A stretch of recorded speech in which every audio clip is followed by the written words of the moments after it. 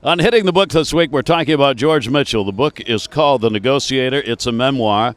George Mitchell from my home state of Maine, United States Senator from Maine, a representative to the Northern Ireland peace talks. In fact, he headed those up. He's been a special envoy for Middle East negotiations, a federal district court judge, which he gave up in order to go to the United States Senate, where he would become majority leader. It's hard for me to be unbiased about this book.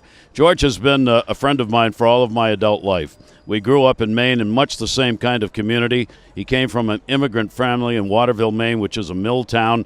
I came from about an hour plus away from him in another mill town called Old Town. They were poor. He was on, as he puts it, the wrong side of the tracks, literally in his hometown. It is a true American story about a man who found a way to get to Bowdoin College, to graduate, went into the armed services, used the GI Bill in order to get a law degree, came back to work in Maine for a man who was his hero and mentor, Senator Edmund Muskie, and would go on to enter politics, something he never thought he would do, and then move even beyond politics as Mitchell became a true statesman in the highest sense of the word.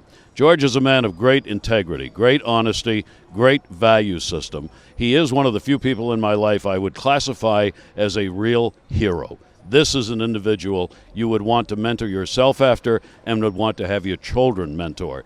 This is the book that he wrote. It's a great background story, not in depth on a lot of the issues, just about his life in general and how he got to where he is today. I urge it as a great read, especially if you love history and current history as far as negotiations, a thing going on in Northern Ireland and in the Middle East. George Mitchell, a memoir, The Negotiator. That's our Hitting the Books this week.